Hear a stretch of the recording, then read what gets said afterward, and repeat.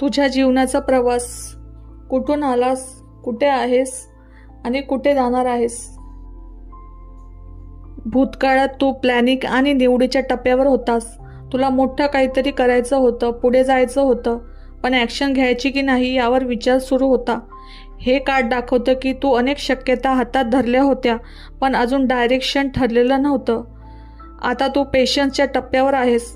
जे बीज तू लावलं आहेस त्यांचे फळं लगेच मिळणार नाही, पण तुझी मेहनतही वाया जाणार नाही. ही वेळ थोडा संयम धरून प्रयत्न टिकवून ठेवायची आहे. हे कार्ड सुचवतं की वेट अँड वॉच. ॲटिट्यूड ठेव. आगामी काळात भविष्यामध्ये काही हार्टब्रेक्स, डिसअपॉइंटमेंट किंवा कठोर सत्याचा तुला सामना करावा लागेल. एखादं नातं, अपेक्षा किंवा गोष्ट तुटेल जी मनाला लागेल, पण या अनुभवातूनच तुझ्यातला नवा ग्रोथसाठी जागा निर्माण होईल. दुःख होईल, पण शेवटी क्लॅरिटी आणि नवीन मार्ग मिळेल. तुझ्या भूतकाळात डिसिजन घेण्याची तयारी होती. आज पेशन्स लागतो आहे आणि भविष्य तुला काही कठोर सत्य शिकवणार आहेत, पण या प्रवासातूनच तुझ्यासाठी नवी सुरुवात घडणार आहे. श्री स्वामी समर्थ.